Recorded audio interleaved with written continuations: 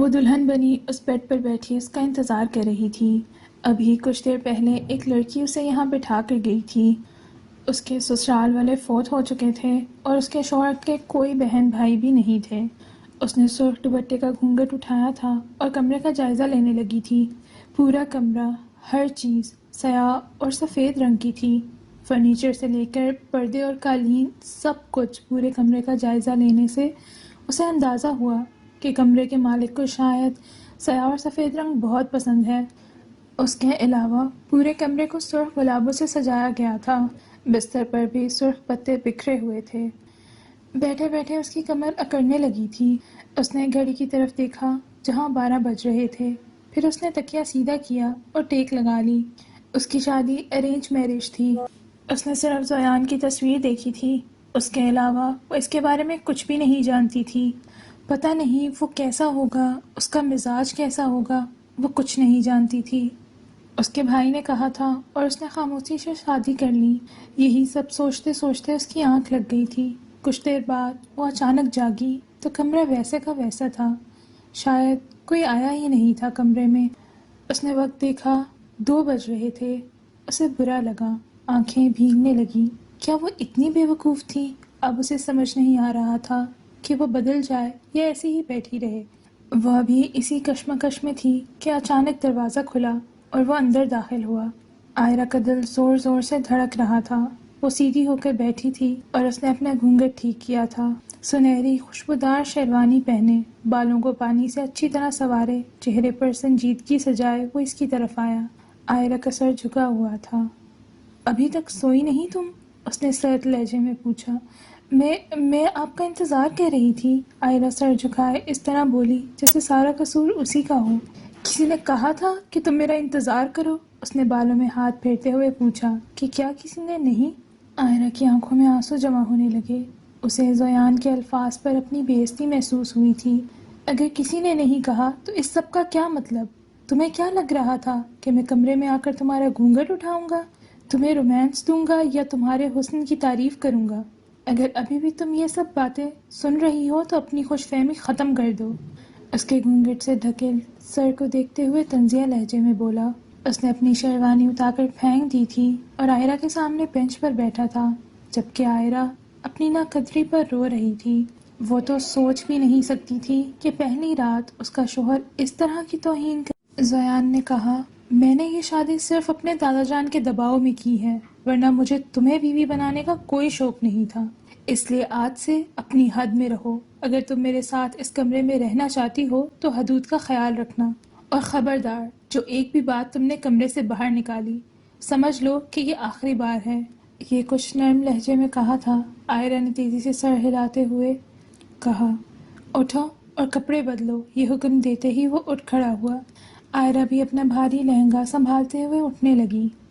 اور پہلے یہ گھونگھٹ اتارو، ایسا نہ ہو نیچے گر پڑو۔ اگر تم چاہتی ہو یہ نیک کام میں اپنے ہاتھوں سے انجام دوں تو ٹھیک ہے، زویان نے آہستگی سے مسکراتے ہوئے کہا اور اس کے قریب آ کر اس کا گھونگھٹ ہٹایا، اور وہیں اس کی مسکراہٹ چھین گئی۔ ہلکے پھلکے میک اپ میں نیوڈ لپسٹک لگائے، گھنی اور نرم پلکوں سے ادھر ادھر دیکھتی وہ زیان کو ایک لمحے کے لیے ساخت کر گئی تھی، اور 20 سال کی عمر کی وجہ سے چہرے پر چھائی معصومیت اس کے حسن میں اضافہ کر رہی تھی۔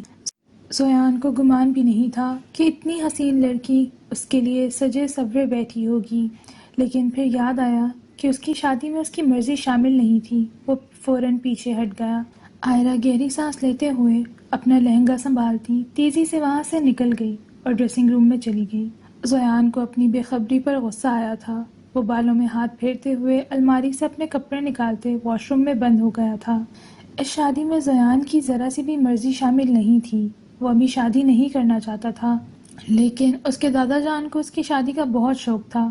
اوپر سے وہ اسے بار بار باور کروا رہے تھے کہ وہ 30 سال کا ہونے والا ہے اور اس کی عمر میں ان کے 2 بچے تھے، اور جب اس سب سے بھی بات نہیں بنی تو انہوں نے اسے 2-3 دھمکیاں دیں جن کا کافی اثر ہوا تھا اور وہ مجبور ہو کر ہاں کر دی تھی۔ لیکن اب وہ سارے بدلے اس معصوم سے لینے والا تھا۔ چینج کر کے وہ باہر آیا تو وہ ابھی تک ڈریسنگ روم میں تھی۔ زویان نے تمام لائٹس بند کر کے نائٹ لائٹ جلا کر بستر پر لیٹ گیا تھا۔ تبھی ڈریسنگ کا دروازہ کھلا تھا اور وہ باہر آ چکی تھی، ہلکے نیلے رنگ کا ڈریس پہنے، دوپٹہ گردن میں ڈالے، آنکھوں پر نیم بند پلکیں لیے، بازو رکھ کر بیڈ پر سیدھی لیٹی ہوئی زویان کو دیکھ رہی تھی۔ وہ واش روم میں گئی تھی، سارا میک اپ اب اچھی طرح دھونے کے بعد وہ باہر آ گئی۔ بال کھول کر برش کرنے کے بعد وہ اس الجھن میں تھی کہ کیا کرنا ہے۔ وہ خاموشی سے پاؤں کی طرف بڑھی۔ یہاں نہیں، صوفے پر لیٹو۔ نیا حکم عزت کے ساتھ ملا تھا۔ بے بسی سے اسے گھورتے ہوئے وہ صوفے پر لیٹ گئی۔ اچانک ایک زوردار تکیہ اس کے منہ پر لگا۔ اس نے تکیہ ہٹاتے ہوئے گھورتے ہوئے بیڈ کی طرف دیکھا۔ وہ بیڈ پر پھیل کے لیٹا تھا۔ آئرہ کو غصہ آیا تھا، لیکن پھر وہ تکیہ سر کے نیچے رکھ کر کروٹ بدل کر لیٹ گئی تھی۔ آنکھوں سے آنسو بہہ رہے تھے۔ اس نے یہ نہیں سوچا تھا کہ اسے ایسا ہمسفر ملے گا جو پہلی ہی رات اس کی اتنی بے عزتی کرے گا۔ روتے روتے وہ مختلف باتیں سوچتی ہوئی سو گئی۔ صبح زویان کی آنکھ کھلی تو وہ اٹھ کر بیٹھا تھا اور سب سے پہلی نظر اس کے صوفے پر سوئی ہوئی لڑکی کی طرف گئی تھی جو اس کی بیوی کے سائے میں تھی۔ اپنے کمرے میں اس نئے اضافے کو صبح صبح دیکھ کر اس کا موڈ خراب ہو گیا تھا۔ وہ غصے سے اٹھا تھا اور نہ جانے نکاح کی کشش تھی یا اپنی ملکیت کا احساس، اس کے قدم خود بخود صوبے کی طرف بڑھ گئے تھے جہاں وہ سو رہی تھی۔ وہ آہستہ آہستہ قدم بڑھاتا آئرہ کے قریب آیا تھا۔ سوتے ہوئے قریب پنجوں کے بل بیٹھتے زویان نے اس کے خوبصورت چہرے کو دیکھا تھا۔ وہ سوتے ہوئے معصوم سی گڑیا لگ رہی تھی۔ زویان کے دل نے اس بات کا اعتراف کیا تھا کہ وہ واقعی بہت حسین تھی۔ اگر دادا جان نے زبردستی شادی پر زور نہیں دیا ہوتا تو شاید تم میری پسندیدہ بیوی ہوتی، لیکن کیا ہے نا، تمہارے شوہر میں انا بہت ہے، اپنی مرضی کے خلاف کوئی فیصلہ برداشت نہیں کرتا۔ لیکن آج تمہاری وجہ سے میرے دادا جان نے مجھے مجبور کیا، یعنی مجھ پر تمہیں فوقیت دی۔ تم ان کے محروم دوست کی یتیم تھی تو انہیں اپنے دوست سے اتنا پیار تھا کہ اپنے پوتے کو قربانی کا بکرا بنا دیا، لیکن تم مجھ سے بہتری کی امید نہ رکھنا۔ وہ اس کے چہرے کی طرف دیکھ کر بولا تھا۔ پھر زیان نے ہاتھ بڑھا کر بال اس کے چہرے سے ہٹائے تھے۔ وہ تھوڑی سی مسکرائی تھی لیکن اس کی آنکھیں نہیں کھلی تھیں۔ اس کے شفاف چہرے کو دیکھ کر اسے دادا جان کی بات یاد آئی تھی۔ نکاح میں بہت طاقت ہوتی ہے جان، تم دیکھنا اس دن میرے سامنے بیٹھ کر تم خود اس لڑکی سے محبت کا اعتراف کرو گے اور میرا شکریہ ادا کرو گے۔ اس وقت وہ غصے میں جواب دیتا چلا جا رہا تھا، لیکن اب اسے لگ رہا تھا کہ چاہے دو بول میں محبت پیدا کرنے کی طاقت ہو یا نہ ہو، لیکن ایک دوسرے میں کشش پیدا کرنے کی صلاحیت ضرور ہوتی ہے۔ یہی سب سوچتے زویان نے ہاتھ پیچھے کیا تھا اور اس کی نیند پر حملہ کرتے اٹھا تھا۔ وہ تیزی سے قدم اٹھاتے ہوئے ڈریسنگ روم میں چلا گیا تھا۔ اپنے کپڑے لے کر وہ واش روم میں گیا تھا۔ کچھ دیر بعد شاور لے کر وہ باہر آیا تو وہ ابھی بھی سو رہی تھی۔ زویان نے گیلا تولیہ اس کے منہ پر پھینکا تھا اور خود بال بنانے لگا تھا۔ وہ ڈریسنگ ٹیبل کے سامنے کھڑا تھا۔ وہ گھبرا کر اٹھ بیٹھی تھی، لیکن جب اس نے ڈریسنگ ٹیبل کے سامنے کھڑے زویان کو دیکھا تو فوراً اس کے غصے کے نشان غائب ہو گئے۔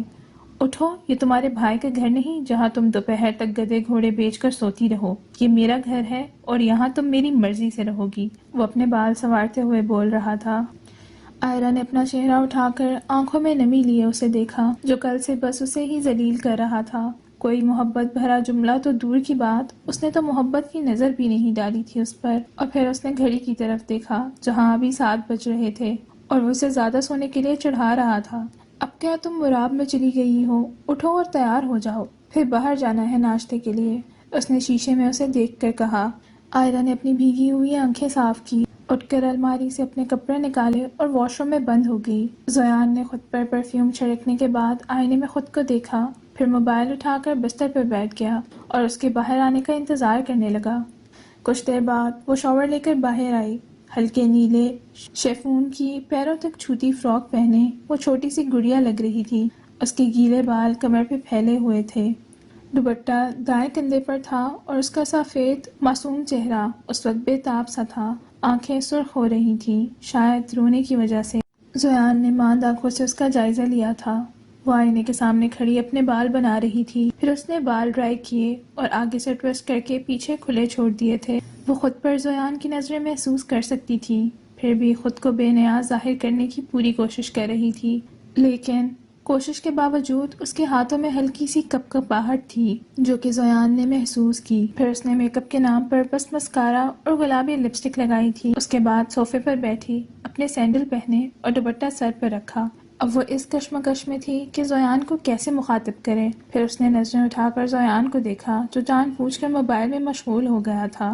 اس کے منہ سے بامشکل ہم نکلا، کیا کچھ کہا تم نے؟ چہرے پر سخت تاثرات سجائے زویان نے پوچھا تھا۔ باہر چلیں؟ نظریں جھکائے کہا۔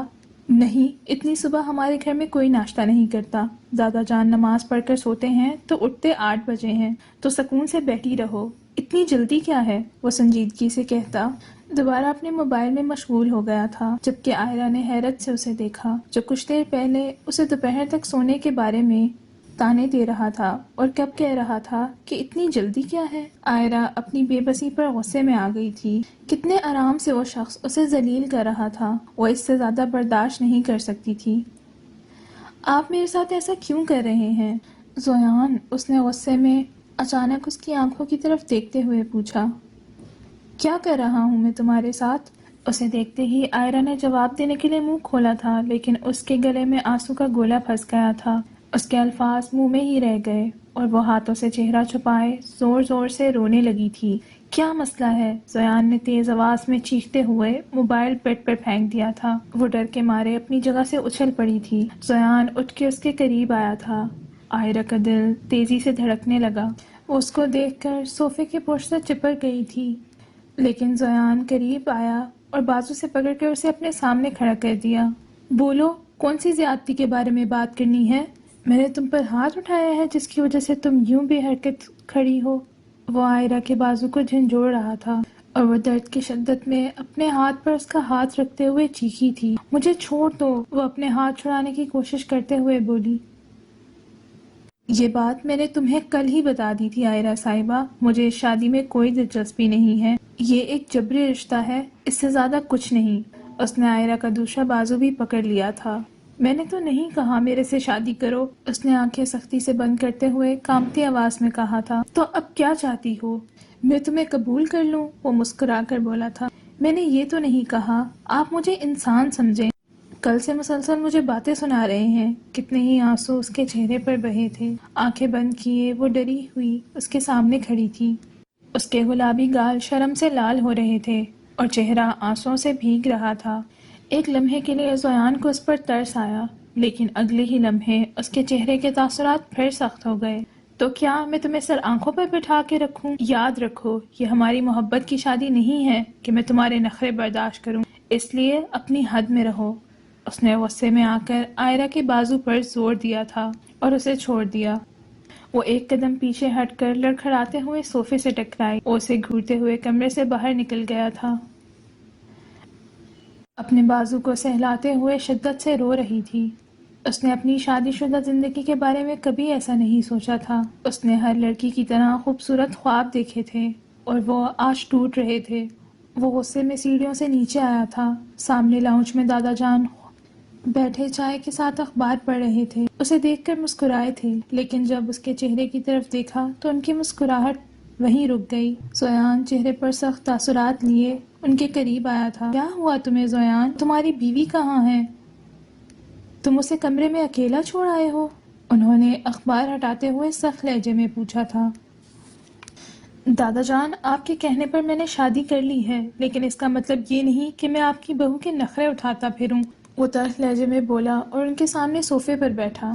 یہ کیا طریقہ ہے بات کرنے کا؟ تمہاری بیوی ہے، جبرن کی گئی ہے۔ ان کی بات اس نے بیچ میں کاٹی تھی۔ جو بھی ہو، اب وہ تمہاری بیوی ہے، اس کی عزت کرو، تمہارا فرض ہے۔ جاؤ اور فوراً بہو کو اپنے ساتھ نیچے لے آؤ۔ انہوں نے اسے روک کر حکم دیا تھا۔ وہ خود آ جائے گی۔ اس نے آرام سے بیٹھ کر لاؤنج میں لگی بڑی LED کا ریموٹ اٹھایا تھا۔ زویان، دادا جان نے سخت لہجے میں اسے پکارتے ہوئے کہا تھا۔ پلیز دادا جان، آپ کے کہنے پر میں نے اس سے شادی کی ہے نا، اب میں اسے کیسے ٹریٹ کروں یا کیا سلوک کروں، یہ ہمارا ذاتی معاملہ ہے، وہ ناراض لہجے میں بولا تھا۔ دادا جان نے اسے گھورتے ہوئے کہا، تم دیکھ لینا، تم کیا، تمہارے اچھے بھی اس بیوی کے پیچھے پیچھے گھومیں گے۔ دادا جان مسکرا کر سوچ رہے تھے۔ اخبار دوبارہ کھول لیا تھا۔ وہ دونوں اپنے اپنے کاموں میں مصروف تھے۔ بس 15 منٹ ہی گزرے تھے کہ وہ سیڑھیوں سے اترتی ہوئی نظر آئی۔ پہلے کی نسبت اب وہ کافی بہتر لگ رہی تھی، لیکن اس کی سرخ ہوئی آنکھوں کو دیکھ کر اندازہ لگایا جا سکتا تھا کہ وہ رو کر آئی ہے۔ زیان نے ایک نظر اٹھا کر اس کا حال دیکھا اور پھر دوبارہ سامنے چلتی ہوئی LED کی طرف متوجہ ہو گیا۔ السلام علیکم دادا جان، عائرہ نے ان کے قریب جھک کر سلام کیا۔ وعلیکم السلام، ہماری بیٹی اٹھ گئی ہے؟ دادا جان نے اس کے سر پر ہاتھ پھیرتے ہوئے محبت سے پوچھا۔ جی دادا جان، آپ کے لیے ناشتہ بنا دوں؟ اس نے بھی مسکرا کر پوچھا۔ ارے بھائی، تمہیں اس گھر میں آئے ہوئے ابھی ایک دن بھی نہیں ہوا اور تم ناشتہ بناؤ گی؟ وہ ہنس کر بولے۔ پھر کیا ہوا دادا جان، ابھی تو آپ نے مجھے بیٹی کہا تھا۔ بیٹی کے ساتھ کیسا تکلف؟ میرا بھی تو گھر ہے اور مجھے اچھا لگے گا اگر میں آپ کے لیے کام کروں، وہ صوفے پر بیٹھ کر بولی۔ ٹھیک ہے، کر لینا کام، لیکن آج نہیں۔ انہوں نے انگلی اٹھا کر اسے منع کیا۔ وہ ان کے انداز پر ہنسنے لگی۔ زیان، جو کافی وقت سے خود کو مصروف ظاہر کرنے کے ساتھ ساتھ ان دونوں کی باتیں سن رہا تھا، عائرہ کی ہنسی پر بے ساختہ نظریں عائرہ کی طرف اٹھائیں جو غصے میں منہ موڑے بیٹھی تھی۔ اسے گھورتے زیان نے چہرہ موڑ لیا تھا۔ اٹھو، میرا ناشتہ بناؤ۔ جب کچھ دیر تک اس کا رویہ برداشت نہ ہوا تو غصے میں کہا تھا۔ عائرہ نے چہرہ موڑ کر اسے دیکھا جو ابھی تک اسے دیکھ نہیں رہا تھا۔ زیان، میں نے ابھی تمہیں منع کیا ہے اور تم پھر شروع ہو گئے ہو۔ نہیں، وہ میری دلہن ہے۔ کیا ہو گیا ہے تمہیں؟ اس بار زیان کا رویہ ان کو واقعی برا لگا تھا، اس لیے سختی سے کہا تھا۔ نئی نویلی بہو ہوگی آپ کی، میری بیوی ہے اور اسے میں جیسا چاہوں گا ویسا ہی کرواؤں گا۔ اور تم کیا دیکھ رہی ہو؟ اٹھو۔ پہلے دادا جان کو جواب دیا اور پھر عائرہ۔ وہ گھورتے ہوئے بولا تو وہ فوراً اٹھ کے کھڑی ہو گئی۔ بیٹا بیٹھ جاؤ، تمہارا دماغ خراب ہو گیا ہے، دادا جان نے محبت سے عائرہ کو کہا۔ آخری جملہ زیان کو غصے میں دیکھ کر کہا تھا، جبکہ وہ دادا جان کی طرف دیکھ رہی تھی۔ دادا اور پوتے کی نظریں ان پر تھیں۔ اسے سمجھ نہیں آ رہا تھا کہ وہ کیا کرے۔ تبھی زیان نے غصے میں کھڑا ہو گیا۔ کیا سنائی نہیں دے رہا تمہیں؟ چلو میرے ساتھ، اس نے عائرہ کا بازو پکڑ کے کہا اور کچن کی طرف بڑھ گیا۔ عائرہ نے مڑ کر دادا جان کی طرف دیکھا، جنہوں نے آنکھوں سے اسے تسلی دی کیونکہ وہ جانتے تھے کہ اگر انہوں نے کچھ کہا ہے تو زیان گھر میں ضرور آئے گا لیکن مزید غصہ نہیں کرے گا۔ کچن میں لا کر اس نے اس کا ہاتھ چھوڑا تھا۔ ناشتہ بناؤ، اور وہ بھی پراٹھا، اسے حکم دیتے ہوئے اپنے کم فولڈ کرنے لگا جیسے ناشتہ اسے خود بنانا ہو۔ عائرہ نے نم آنکھوں سے اسے دیکھا تھا اور پھر چہرہ موڑ کر کچن میں نظر دوڑائی۔ پھر اس نے دوبارہ مڑ کر اسے دیکھا تھا جو اب ڈائننگ ٹیبل کی کرسی کھینچ کر بیٹھ چکا تھا اور نظریں عائرہ پر ہی مرکوز تھیں۔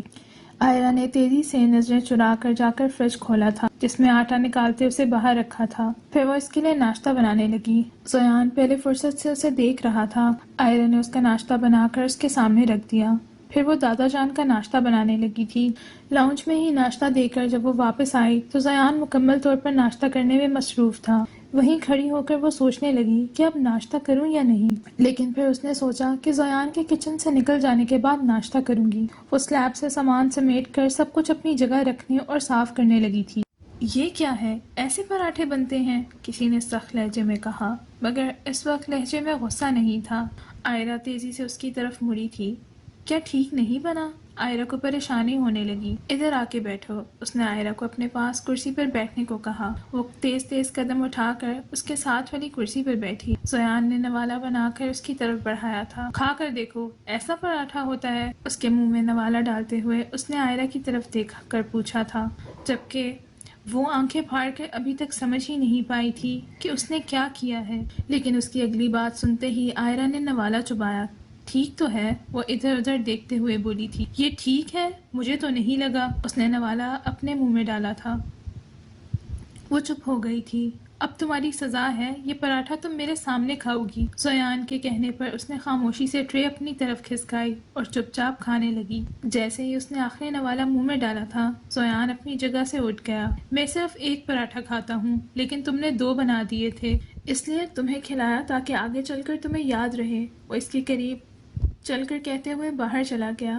عائرہ نے حیرت سے اس کی پشت کو گھورا، پھر اٹھ کر برتن سمیٹنے لگی۔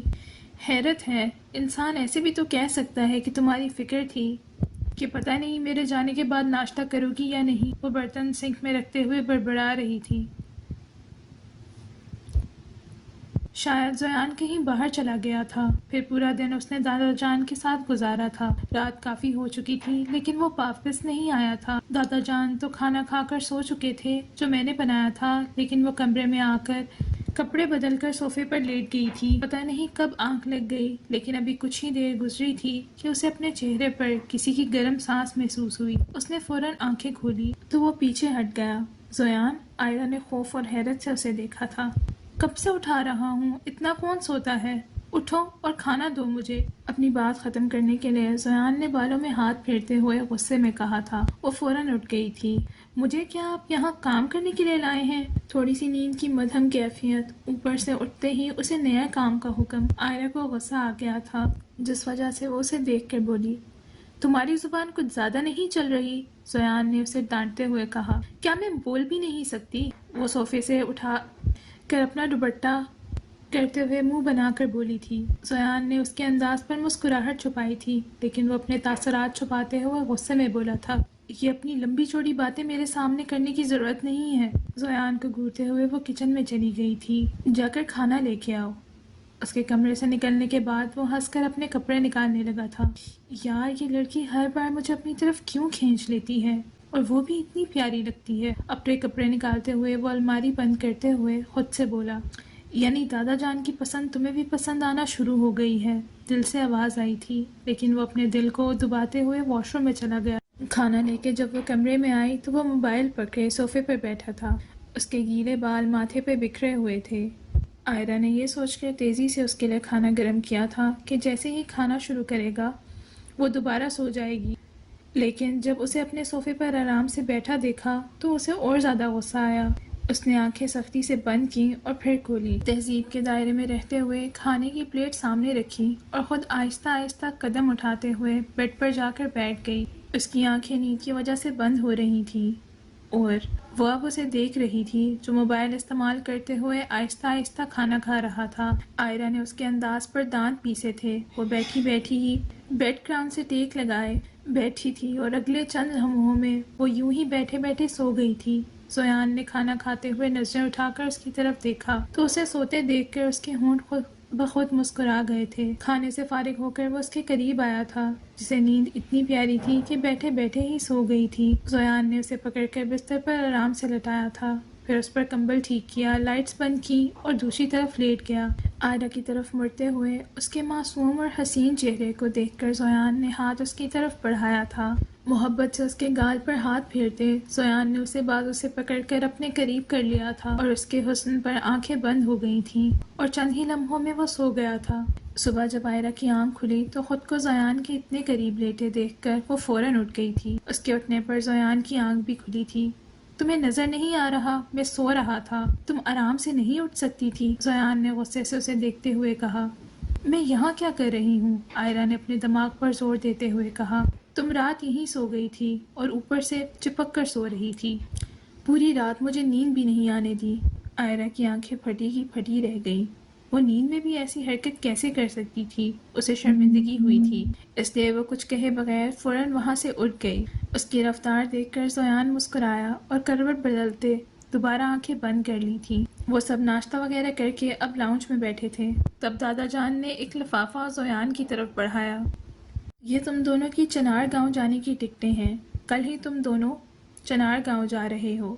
یہ کیا ہے دادا جان؟ دادا جان کی بات پر دونوں نے اپنی جگہ پہلو بدل دیا تھا۔ دادا جان، آپ کی بات مان کر میں نے اس لڑکی سے شادی کر لی ہے، لیکن آپ کیا چاہتے ہیں؟ وہ ٹکٹوں والا لفافہ ٹیبل پر پھینک کر بولا تھا۔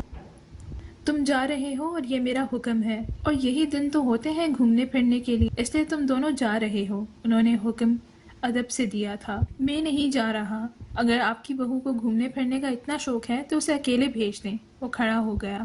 زیان، اگر تم نہیں گئے تو سمجھ لو تمہارا اور میرا ہر تعلق ختم۔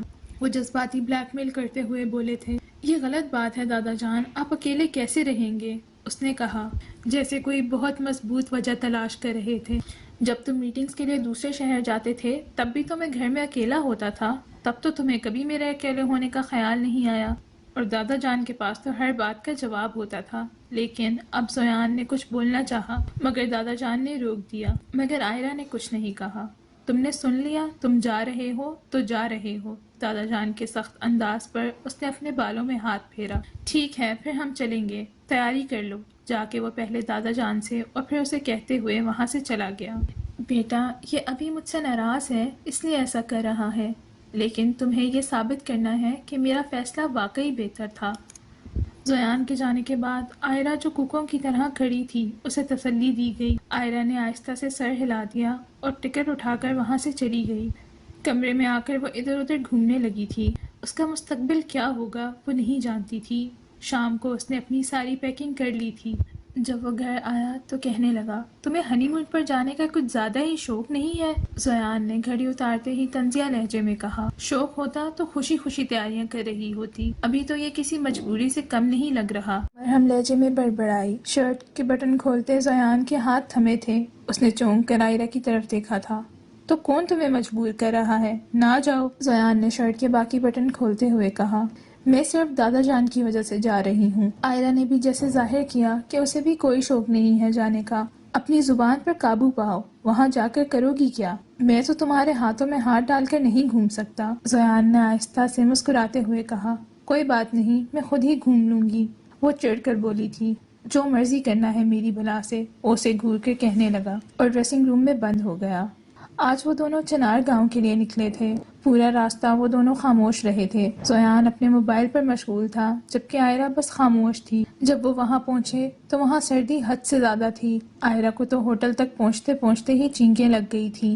ہوٹل میں آ کر سب سے پہلے زیان نے کھانا آرڈر کیا تھا اور تازہ ہو کر دونوں نے پہلی بار ساتھ بیٹھ کر کھانا کھایا تھا۔ کھانا ختم ہوتے ہی زیان کمرے سے باہر نکل گیا تھا اور آئرہ جا کر بستر میں لیٹتے ہوئے کمبل میں چھپ کر سر سے پاؤں تک سو گئی تھی۔ سردی بھی بہت تھی اور اوپر سے طبیعت بھی خراب محسوس ہو رہی تھی، اس لیے فوراً لیٹ گئی تھی۔ ویسے بھی یہ تو بس ناک کا درد تھا، اس سے تو کسی بڑے اچھے کی امید بھی نہیں تھی، اس لیے اب سونے کی کوشش کرنے لگی۔ کچھ ہی دیر میں آنکھ لگ گئی تھی۔ اسے سوئے 2 گھنٹے ہو چکے تھے جب زیان نے اس کا بازو پکڑ کر جھنجھوڑ کر اٹھایا۔ وہ پچھلے 1 گھنٹے سے کمرے میں واپس آ چکا تھا اور صبر سے اس کے اٹھنے کا انتظار کر رہا تھا، لیکن جب وہ نہیں اٹھی تو غصے میں آ کر اسے اٹھانے کے لیے پورا جھنجھوڑ رہا تھا۔ آئرہ جو بخار میں تھی مشکل سے آنکھیں کھول کر اسے دیکھا۔ یہاں سونے آئی ہو؟ زیان نے اس کا کمبل ہٹاتے ہوئے کہا۔ ہنی مون منانے آئی تھی نا، تو اٹھو اور باہر کا مزہ لو۔ ٹھنڈ لگ رہی ہے، پلیز مجھے سونے دو۔ اٹھ کر بیٹھی اور دھیرے سے بولی۔ اس کا چہرہ لال ہو رہا تھا۔ اٹھو، کوئی ٹھنڈ نہیں لگ رہی تمہیں، تم تو یہاں انجوائے کرنے آئی تھی، لیکن تم آرام کے چکر میں ہو۔ زیان نے اسے پکڑ کر کھڑا کیا۔ وہ حیرانی سے اسے دیکھ رہی تھی اور پتہ نہیں وہ اسے کہاں لے جا رہا تھا۔ کمرے سے باہر لے جا کر زیان نے اس کا بازو چھوڑا تھا۔ جاؤ انجوائے کرو، وہ غصے میں کہہ کر مڑا تھا۔ آئرہ جو اس کی حالت سمجھنے کی کوشش کر رہی تھی، جب زیان کو دروازہ بند کرتے دیکھا تو اس نے دروازے پر ہاتھ مارا۔ زیان پلیز ایسا نہ کریں، وہ پہلے ہی بخار میں جل رہی تھی۔ اوپر سے زیان کی حرکت پہ اسے شدت سے رونا آ گیا تھا۔ وہ زمین پر بیٹھ کر رونے لگی تھی۔ تبھی وہاں سے گزرنے والے 2 لڑکوں نے اسے دیکھ کر ایک دوسرے کو آنکھوں سے اشارہ کیا تھا۔ وہ دلچسپی سے اسے دیکھتے ہوئے اس کا منہ دبا کر اسے اپنے کمرے میں لے گئے۔ وہ اتنی خود میں گم تھی کہ چلا بھی نہ سکی۔ زیان کو صوفے پر بیٹھتے ہی خیال آیا کہ اس نے کیا کیا ہے، کوئی بات تو نہیں تھی، پھر کیوں اتنا غصہ آیا، اور اتنا غصہ کہ اسے باہر نکال دیا۔ وہ فوراً اٹھ کر گیا اور اس نے دروازہ کھولا، لیکن وہ باہر موجود نہیں تھی۔ کہاں جا سکتی ہے؟ زیان نے حیرت سے سوچا، پھر ادھر ادھر نظریں گھما کر دیکھا تو اس کی نظر ساتھ والے کمرے کے دروازے کے سامنے پڑے آئرہ کے جھمکے پر گئی۔ اس نے قریب جا کر جھمکا اٹھایا۔ وہ اچھے سے پہچان سکتا تھا کہ یہ آئرہ کا ہی ہے۔ اس نے خود تیار ہوتے ہوئے اسے یہ جھمکا پہنتے دیکھا تھا۔ اگلے ہی لمحے وہ کچھ سوچے بغیر دروازہ توڑنے لگا تھا۔ 1-2 بار لگاتار اور تالا ٹوٹ گیا تھا۔ وہ تیزی سے اندر گھس گیا، لیکن باقی کا منظر دیکھ کر اس کے قدم ایک لمحے کے لیے رک گئے تھے۔ سامنے ہی وہ دونوں درندے اس پر جھکے ہوئے تھے اور وہ روتے ہوئے ملامت کر رہی تھی، لیکن ان دونوں کے سامنے وہ چھوٹی سی لڑکی کیا کر سکتی تھی؟ زیان آگے بڑھ کر ان دونوں لڑکوں کو پیچھے سے کھینچ کر آئرہ کو دور لے گیا تھا۔ آئرہ نے آنکھیں کھول کر دیکھا تو زیان ان لڑکوں کی پٹائی کر رہا تھا۔ یہ دیکھ کر اسے زیان اس وقت کسی فرشتے سے کم نہیں لگ رہا تھا۔ اس کی آنکھوں سے مسلسل آنسو ٹپک رہے تھے۔ وہ اپنی ٹوٹی ہوئی دیوار کے پاس کھڑی زیان کو ان لڑکوں کی بری طرح پیٹتے دیکھ رہی تھی۔ ان دونوں لڑکوں کی حالت بری خراب کرتے ہوئے زیان نے انہیں چھوڑ کر آئرہ کی طرف دیکھا، جس کا پورا بدن کانپ رہا تھا اور چہرہ آنسوؤں سے بھیگا ہوا تھا۔ زیان خود سے ناراض تھا کہ اس نے اسے کمرے سے باہر نکالا۔ کوئی لڑکا چھوڑتے ہوئے اس کے قریب آیا۔ آئرہ نے آنکھیں بند کر لیں۔ اسے لگا اب وہ پھر کچھ کہے گا، لیکن اگلے ہی پل زیان نے اسے بازو سے تھام کر نرمی سے اپنے سینے سے لگایا تھا۔ اس کے مضبوط حصار میں آتی آئرہ شدت سے رونے لگی تھی۔ زیان کو اس کے وجود سے نکلتی آگ محسوس ہو رہی تھی، وہ بخار میں تپ رہی تھی۔ زیان نے اس کی کمر سہلاتے ہوئے نرمی سے اس کے بالوں پر لب رکھے تھے، اسے لیے کمرے سے باہر نکل گیا تھا۔ اپنے کمرے میں جا کر اس نے سب سے پہلے مینیجر کو کال کی اور سب کچھ بتایا کہ وہ ان لڑکوں کو دیکھ لے۔ آئرہ بس کرو، اتنا کیوں رو رہی ہو؟ انہوں نے کچھ نہیں کیا۔ وہ بیڈ پر بیٹھی روتی ہوئی آئرہ کے سامنے بیٹھ کر بولا، میں واقعی معذرت خواہ ہوں، اگر آپ مجھے نہیں نکالتے تو ایسا کچھ نہیں ہوتا۔ وہ ہچکیاں لیتے ہوئے بولی تھی۔ زیان واقعی شرمندہ تھا۔ اس نے آئرہ کا ہاتھ تھام کر معافی مانگی تھی۔ اس نے کہا کہ مجھے ایسا نہیں کرنا چاہیے تھا۔ اس کے آنسو کم ہو گئے تھے، لیکن وہ ابھی بھی زیان کی طرف نہیں دیکھ رہی تھی۔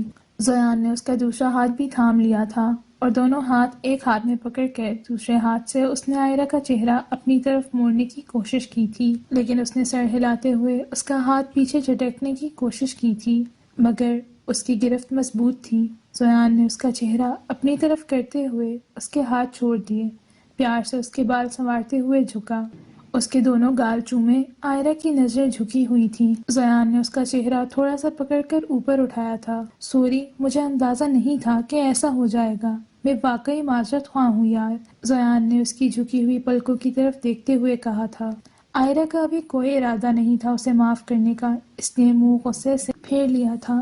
آپ میرے ساتھ بات نہ کریں، مجھے آرام کرنا ہے، میری طبیعت ٹھیک نہیں ہے، پیچھے ہٹیں، وہ اس کے ہاتھ جھڑک کر بولی تھی۔ زیان اس کی طبیعت کا خیال رکھتے ہوئے پیچھے ہٹ گیا۔ وہ پھر سے کمبل اوڑھ کر لیٹنے لگی تھی جب زیان نے اسے روکا تھا۔ ناراض رہنا، لیکن 1 منٹ رک جاؤ، پہلے دوائی لے لو پھر سو جاؤ، اور اگر پھر بھی آرام نہ آئے تو ہم ڈاکٹر کے پاس چلیں گے۔ زیان نے اپنی بات پر اس کے غصے سے سرخ ہونے والے چہرے کو دیکھ کر مسکراہٹ چھپائی تھی۔ اب ناراض بھی ہوں تو اس کی مرضی سے ہوں گی، آئرہ نے بستر کے کونے سے ٹیک لگاتے ہوئے دل پر ہاتھ رکھ کر سوچا تھا۔ تبھی زیان دوائی لے کر آیا تھا۔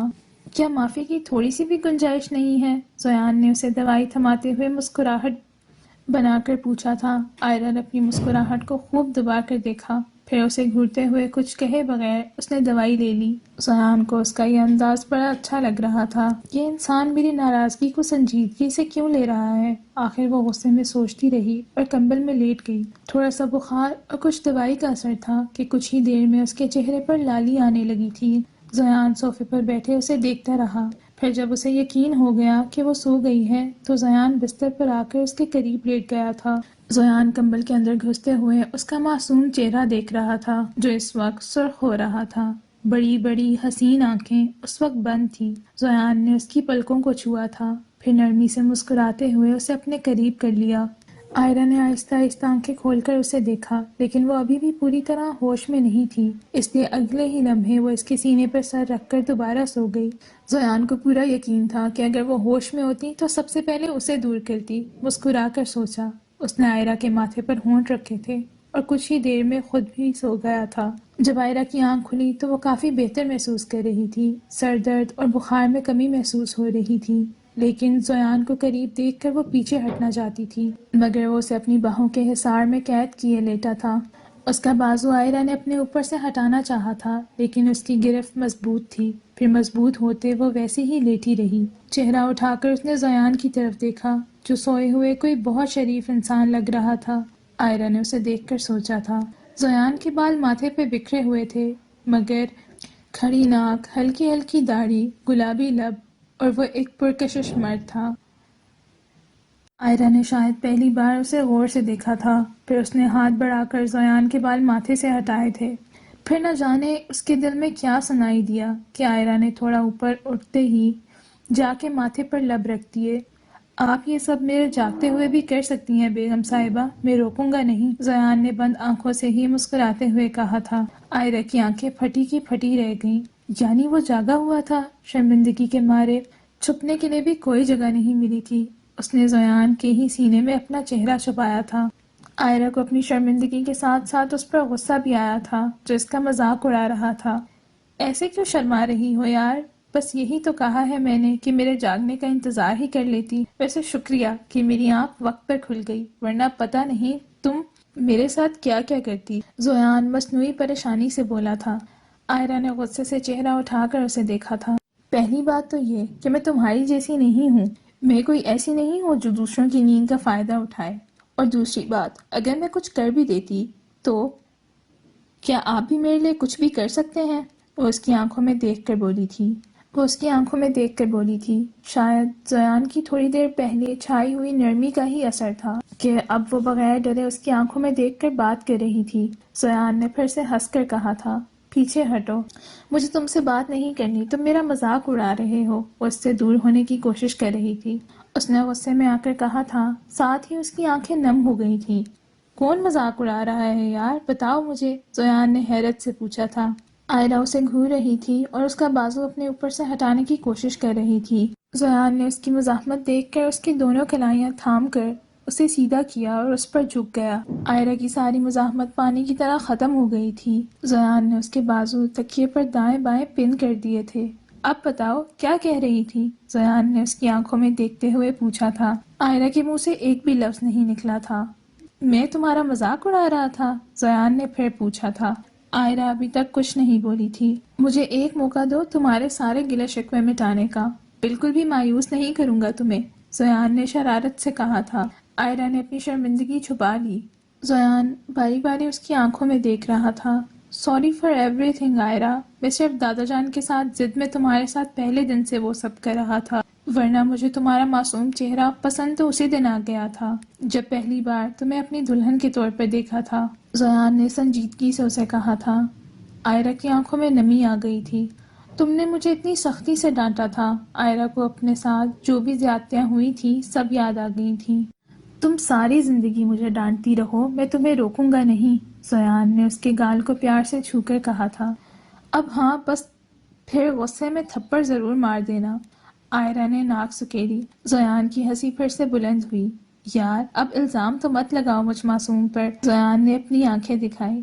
تم معصوم بالکل بھی نہیں ہو، وہ آنکھیں سکیڑ کر گھورتے ہوئے بولی۔ اچھا بھائی، اپنی ہر کوتاہی کے لیے میں کان پکڑ کے معافی مانگ لیتا ہوں۔ زویان نے فوراً دونوں ہاتھ کانوں پر رکھ لیے تھے۔ آئرہ ہنسی، لیکن اس نے چھپا لیا۔ اچھا میں سٹ سٹینڈ کروں کیا؟ وہ آئرہ کو کوئی جواب نہیں دیتا دیکھ کر کھڑا ہونے لگا۔ تبھی آئرہ نے ہنستے ہوئے اس کا بازو پکڑ لیا۔ اپنی بیوی کو منانے کے لیے اتنے بڑے ہو کر بھی سٹ سٹینڈ کریں گے؟ میں کچھ بھی کر سکتا ہوں، زویان مسکراتے ہوئے اپنی ناک اس کی ناک سے ٹچ کر گیا۔ آئرہ کی ہنسی رک گئی۔ چلو زویان کہیں باہر چلتے ہیں۔ زویان کو آمادہ دیکھ کر وہ تیزی سے بولی، کوئی ضرورت نہیں، تم یہاں آتے ہی بیمار ہو گئی ہو۔ زویان نے اس کی چالاکی سمجھتے ہوئے فوراً منع کر دیا۔ آئرہ نے دھمکی دیتے ہوئے کہا، اگر تم مجھے نہیں لے جاؤ گے تو میں کبھی تم سے دوبارہ بات نہیں کروں گی۔ یار یہ نہ کرنا، اب تم میرے بغیر بات کیے میرے بغیر گزارا نہیں کر پاؤ گے۔ چلو اٹھو باہر چلتے ہیں۔ زویان یہ سن کر پیچھے ہٹ گیا۔ آئرہ مسکراتے ہوئے اٹھ کھڑی ہوئی۔ یہ بات نہیں تھی کہ وہ واقعی آئرہ کی دھمکی سے ڈر گیا تھا، اگر چاہتا تو اسے اپنے پاس روک سکتا تھا، لیکن وہ آئرہ کو اپنی محبت کا احساس دلانا چاہتا تھا، یہ بتائے بغیر کہ وہ کتنی اہم ہے۔